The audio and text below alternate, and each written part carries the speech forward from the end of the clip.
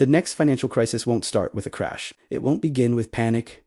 It won't begin with red screens. And it won't begin with headlines telling you something is wrong. It will begin quietly with access disappearing, with liquidity tightening, with protections becoming selective. And by the time most people realize what's happening, the outcome will already be locked in. Because the system you're reliving inside today doesn't break the way it used to. For decades, crises were loud.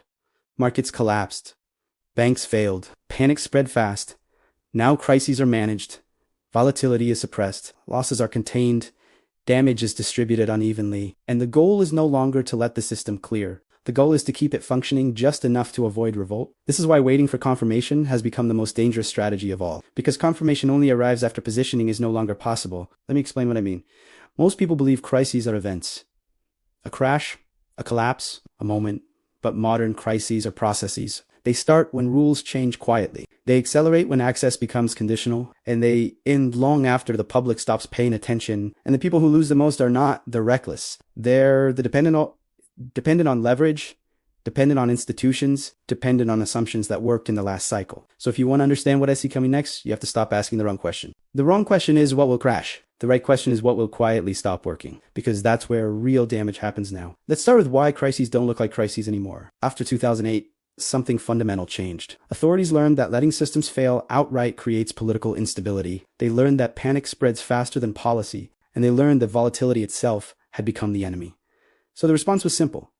Suppress it, markets were stabilized, rates were pushed to zero, liquidity became permanent, and every time stress appeared, it was absorbed quietly. This created the illusion that the system had become safer. It had become quieter. Instead of collapsing, stress was pushed sideways. Instead of defaults, there were restructurings. Instead of failures, there were mergers. Instead of losses, there were bailouts, selective ones. And this is where the modern crisis pattern begins. When something breaks now, it doesn't break everywhere. It breaks selectively. Some institutions are protected, some assets are supported, some losses are socialized, others are simply allowed to fail. And the public is told everything is under control. This is not stability, it's triage. And triage always implies choices. Now, here's the part that almost no one wants to admit. In the next crisis, not everyone will be saved. Not every bank, not every market, not every asset. Support will be selective, and selection will not be based on fairness. It will be based on necessity. This is why the next crisis won't feel dramatic at first. It will feel confusing. Some things will keep working. Others will quietly stop. Withdrawals become slower. Credit becomes harder to get. Availability disappears without prices exploding. And people will say, nothing is wrong. Until suddenly, it is. Now let's talk about how damage happens before prices move, because this is the most important concept in the entire video. Prices move last. Access moves first. Before markets fall, credit tightens. Before shortages show up in charts, delivery times extend. Before recessions are declared, hiring freezes spread. This is why people who wait for prices to confirm reality are always late. They're watching the scoreboard instead of the field. Think about the last few years. How many times did you hear that everything was fine right up until it wasn't? Banks were well capitalized. Supply chains were resilient. Inflation was transitory. And yet behavior told a different story. Companies hoarded inventory. Governments secured resources. Institutions reduced risk quietly. The signals were there. They just weren't loud. And this is exactly how the next crisis is forming now. Not with a bang, with friction. Small changes that don't feel alarming on their own. A bank changes its terms. A lender tightens standards. A product becomes unavailable at the quoted price. Each event feels isolated. Together, they form a pattern. Now ask yourself this honestly. If something important stopped working tomorrow, would you notice immediately, or would it take time? That delay is where most losses occur, because people assume systems will keep working the way they always have, until they don't. And by then, options have narrowed. This is why preparation now looks boring, and why reaction later looks desperate. Now let's shift to what actually matters. What do you do in an environment like this? Not emotionally, not ideologically, practically. The first mistake people make is thinking in terms of returns. They ask, what will go up? That's the wrong starting point. In a quiet crisis, the first priority is not profit, it's survivability. So you need to think in layers, not bets. Layers. The first layer is protection. Protection is not about being right. It's about not being forced. Forced to sell, forced to borrow, forced to comply. Protection means reducing dependency. Dependency on single institutions, dependency on leverage, dependency on promises you don't control. In past crises, people lost money. In future crises, people lose access. And once access is gone, price becomes irrelevant. So protection means favoring things that do not rely on someone else's permission to function. Assets with minimal counterparty risk. Liquidity that works under stress. Redundancy instead of optimization. This layer doesn't feel exciting. It feels conservative. And that's exactly why most people skip it until they need it. Now, here's a critical distinction. Protection is not hoarding. It's not panic. And it's not abandoning the system. It's acknowledging that systems behave differently under pressure. And that resilience is more valuable than yield when conditions tighten. Once protection is in place, only then does positioning make sense. Positioning is where people usually start, and that's why they get hurt. Positioning without protection is speculation. Positioning after protection is strategy. This is where you stop asking what is popular and start asking what is constrained. The next crisis will not reward growth stories. It will reward scarcity. Not everything's scarce. Specifically, things that are essential and difficult to replace, inputs instead of outputs, materials instead of brands, infrastructure instead of narratives. This is why broad bets struggle in late cycle environments, because dispersion increases, some things do very well, others quietly decay. And the difference is not intelligence, it's exposure to constraint. Constraint is the defining feature of the next cycle. Constraint on energy, constraint on materials, constraint on labor, constraint on capital. Owning things that benefit from constraint is fundamentally different from chasing momentum. It requires patience, and it requires being early, because by the time constraint is obvious, prices have already adjusted. Now pause here. Notice what I am not telling you. I'm not telling you to go all in on anything. I'm not telling you to time a crash, and I'm not telling you that this is urgent. Urgency is for people who are already late. What I'm describing is positioning while calm, because calm is when good decisions get made. In the next part, we're going to talk about the most dangerous layer of all, speculation, why it destroys people during quiet crisis, and how to approach it without blowing yourself up. Because the difference between those who survive and those who don't is not bravery, it's discipline. Subscribe and like, and let's continue. Speculation is where most people think opportunity lives. In reality, speculation is where discipline goes to die. This is especially true in quiet crises. In loud crises, speculation is obvious. Markets crash, volatility explodes, everyone knows risk is high. But in quiet crises, speculation feels safe. Prices move slowly. Narratives sound reasonable. Losses don't show up all at once.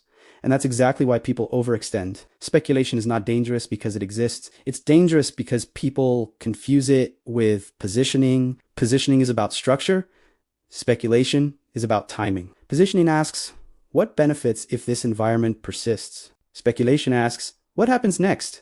One is survivable. The other is fragile. This doesn't mean speculation has no place. It means it must be treated as optional, not essential, small, contained, emotionally disposable. If losing a speculative position would change your life, it was never speculation. It was desperation. Quiet crises punish desperation more efficiently than crashes ever could, because desperation forces decisions under pressure, and pressure removes choice. This is why leverage is the most dangerous tool in the next cycle. Leverage works when volatility is explosive and short. It fails when volatility is suppressed and stress is prolonged. Slow drawdowns kill leveraged positions without drama.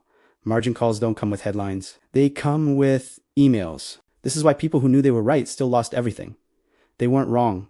They were early and exposed. And early without resilience looks exactly like wrong. Now let's talk concretely about what this means. In a quiet crisis environment, the hierarchy looks like this.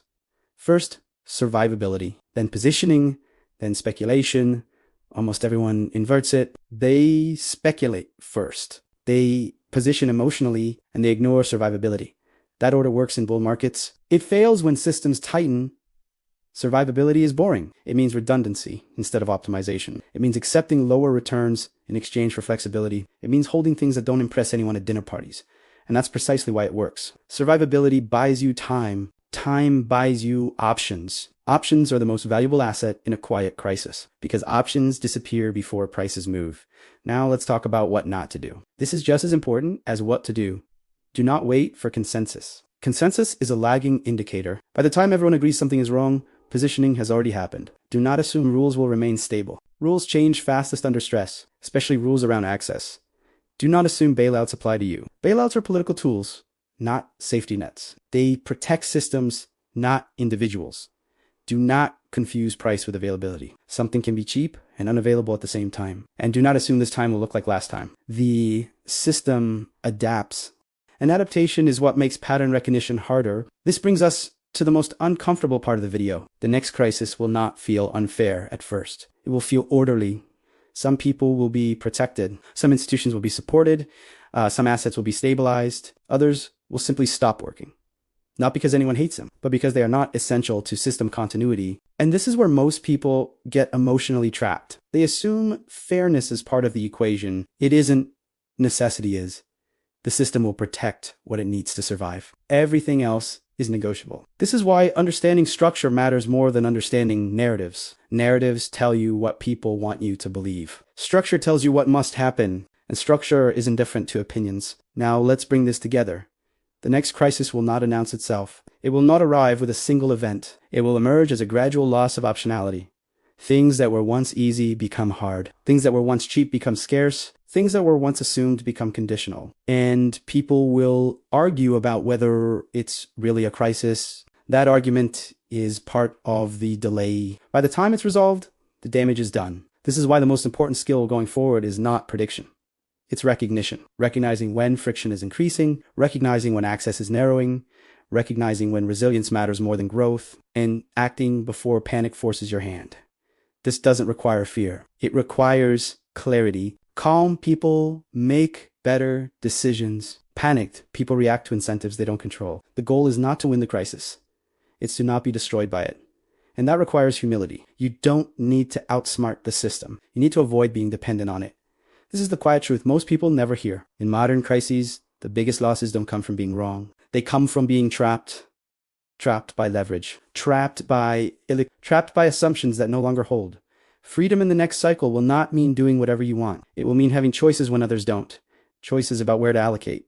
Choices about when to act. Choices about what risks to take. Those choices are created before the crisis is obvious, not during it. So ask yourself this. Honestly, if conditions tighten further tomorrow, do you gain flexibility or do you lose it? That question matters more than any forecast. Most people will keep waiting for the signal. They'll wait for prices. They'll wait for confirmation. They'll wait for permission. And by the time it arrives, the opportunity to act calmly will be gone. A few people will prepare quietly. They won't look smart. They won't look bold. They won't look early. They look boring until suddenly they don't. Those people won't panic. They won't rush. They won't need to because they positioned when nothing felt urgent, and that's the real advantage. The next crisis won't reward intelligence. It won't reward bravery, and it won't reward conviction. It will reward preparation. It will reward flexibility, and it will reward people who understood that silence is not safety. It's the warning. And once you understand that, you stop waiting for the crisis to arrive. You realize it already has. Just quietly